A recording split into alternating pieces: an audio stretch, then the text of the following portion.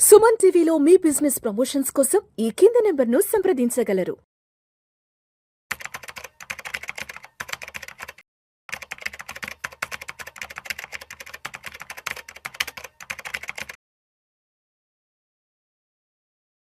నమస్తే, welcome to Vishnu talks. నేను విష్ణు. ప్రస్తుతంతో పాటు సర్టిఫైడ్ ఫైనాన్షియల్ ప్లానర్ తుమ్మా బాలరాజ్ గారు ఉన్నారు. వారితో మాట్లాడదాం. సార్ నమస్తే. సార్ తుమ్మా బాలరాజ్ గారు, నమస్తే విష్ణు గారు. Welcome to Vishnu talks. Thank you అండి. అసలు ఈ స్కామ్లు లేదంటే ఫ్రాడ్లు ఎలా ఉంటాయి, అసలు వీటిలో ఎన్ని రకాల కేటగిరీస్ ఉంటాయి, ఏ కేటగిరీ ఫ్రాడ్ని స్కామ్ని తీసుకొచ్చి మన నెత్తిన పెడతారు? సో మనకు ఈ మ్యాట్రిమోనియల్ స్కామే కాకుండా ఇంకా వేరే స్కామ్స్ కూడా ఉంటాయి. పాన్జీ స్కీమ్. సార్ పాంజీ స్కీమ్ రీసెంట్గా నేను పేపర్లో కూడా చాలా ఆర్టికల్స్ వచ్చాయి. పాంజీ స్కీమ్ ఏదో స్టాక్ మార్కెట్ ట్రేడింగ్ ఇన్వెస్ట్మెంట్ పేరుతో ఇలా ఫ్రాడ్ చేస్తా, అదేనా ఇది కూడా? పాన్జీ స్కీమ్ అంటే అది కాదండి. పాన్జీ స్కీమ్ అంటే వెరీ హై ఫిక్స్డ్ రిటర్న్స్ ఇస్తారు. ఓకే, చాలా ఎక్కువ ఫిక్స్డ్ రిటర్న్స్ ఇస్తారు. ఓకే. సో ఇదేంటంటే ఇనీషియల్గా ఎవరైతే ఇందులో పెడతారో వాళ్ళు డబ్బులు సంపాదిస్తారేమో. అంటే ఒక 3-4 రోజు ఉన్నారనుకోండి పబ్లిక్. సో ఫస్ట్ రో వాళ్ళు డబ్బులు పెడతారు, అంటే బ్యాక్ రో ఫస్ట్, అంటే వెనకల నుంచి బ్యాక్ రో అనుకోండి. ఆ ఫస్ట్ రోలో వాళ్ళు డబ్బులు పెడతారు. పెట్టిన తర్వాత సెకండ్ రో వాళ్ళు డబ్బులు ఇన్వెస్ట్మెంట్ చేస్తారు. సో సెకండ్ వాళ్ళ దగ్గర నుంచి ఫస్ట్కి ఇస్తారు. ఓకే, థర్డ్ రో ఇన్వెస్ట్మెంట్ చేసిన వాళ్ళు థర్డ్ నుంచి సెకండ్కి ఇస్తారు. ఇట్లా ఇన్వెస్ట్మెంట్స్ జరుగుతూ ఉంటాయి, అంటే పెట్టుబడులు జరుగుతూ ఉంటాయి, మనకు హై రిటర్న్స్ కూడా వస్తూ ఉంటాయి. ఓకే, అంటే జనరల్గా మనం ఇన్వెస్ట్మెంట్ చేసినప్పుడు ఏమైతే రిటర్న్స్ వస్తాయో అంతకంటే చాలా ఎక్కువ. ఇప్పుడు మనం పెట్టుబడి పెట్టినప్పుడు బ్యాంకులో ఇన్వెస్ట్మెంట్ చేసామనుకోండి, ఎంత వస్తుంది? 6% 7% వస్తుంది, రైట్? ఇంకా కొన్ని స్కీమ్స్లో ఒక 7.5-8% వస్తుంది. ఇవి సేఫ్ అండ్ సెక్యూర్డ్ ఇన్వెస్ట్మెంట్. అదే రిస్కీ ఇన్వెస్ట్మెంట్లో మ్యూచువల్ ఫండ్స్లోనో స్టాక్స్లోనో చేస్తే 11, 12, 15% ఏమో వస్తుంది, రైట్? కానీ పాన్జీ స్కీమ్స్లో ఎట్లా ఉంటుందంటే నెలకి 4%, 5% వడ్డీ. ఓకే, లేకపోతే 3 నెలల్లో మీ డబుల్, 6 నెలల్లో మీ డబుల్, లేకపోతే సంవత్సరంలో డబుల్, ఇట్లాంటి పాన్జీ స్కీమ్స్. ఓకే. సో మీకు పాన్జీ స్కీమ్స్ అంటే నాకు ఒక కేసు గుర్తుకొస్తుంది అనమాట. 2005లోనో 2006లోనో మా ఫ్రెండ్ వచ్చాడు ఆఫీస్కి. మా ఫ్రెండ్ వచ్చేసి ఒక స్కీమ్ గురించి చెప్పండి నాకు. ఆ స్కీమ్ ఏంటంటే సిటీ లిమోజిన్స్ గ్రూప్ వాళ్ళది. సిటీ లిమోజిన్స్ అనేది ట్రావెల్ కంపెనీ ఉండే, హైదరాబాద్ బేస్డ్ కంపెనీ. అది ట్రావెల్ కంపెనీ ఉండే.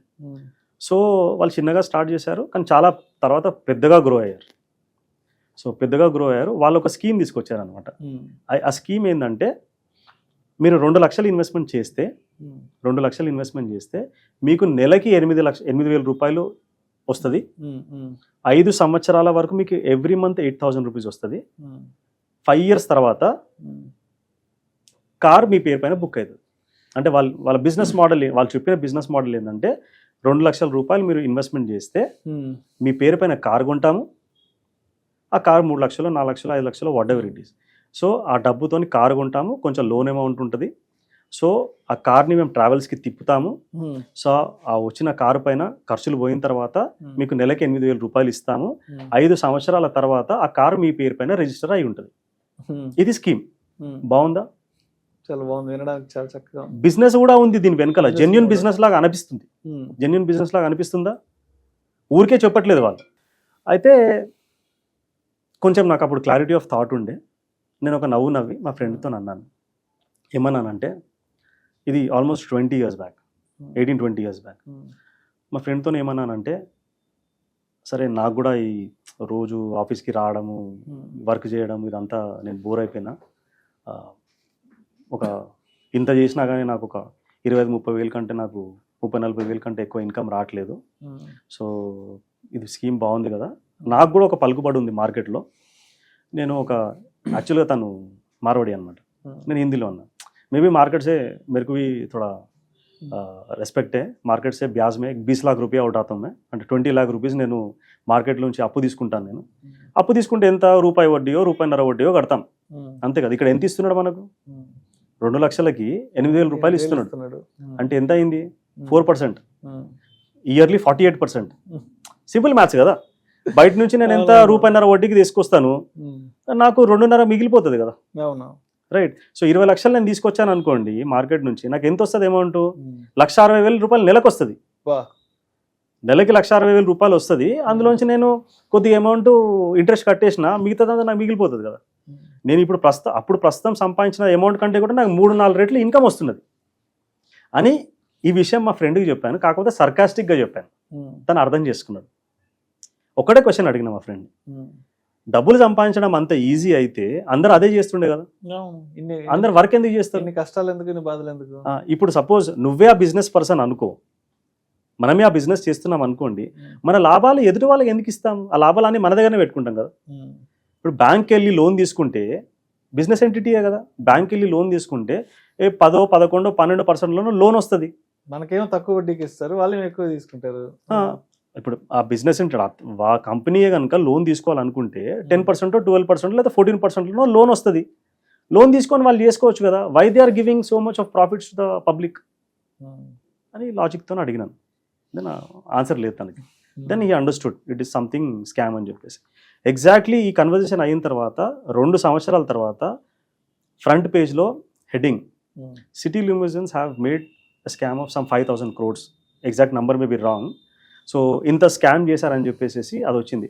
యాక్చువల్గా 1 point of time they were official sponsorers of women's hockey cricket. So ఈ విధంగా జరిగింది అనమాట. ఇది Ponzi scheme. Oh my God. So ఇక్కడ కొంచెం మనం లాజిక్ పెట్టి ఆలోచిస్తే, ప్రాక్టికల్గా ఆలోచిస్తే, వీళ్ళకి డబ్బులు ఎక్కడి నుంచి వస్తున్నాయి, వీళ్ళ బిజినెస్ ఏంటి, నిజంగా ఇన్ని లాభాలు ఉంటాయా అని కొంచెం ఆలోచిస్తే మనకు రియాలిటీ తెలిసిపోతుంది. కాకపోతే ఆ గ్రీడ్ ఏమైతే ఉంటుందో అది మనని ఆలోచింపజేయదన్నమాట. సో ఇదే కాకుండా ఇంకొక చిన్న సైజ్ స్కామ్ జరిగింది. ఇదేమో హై లెవెల్.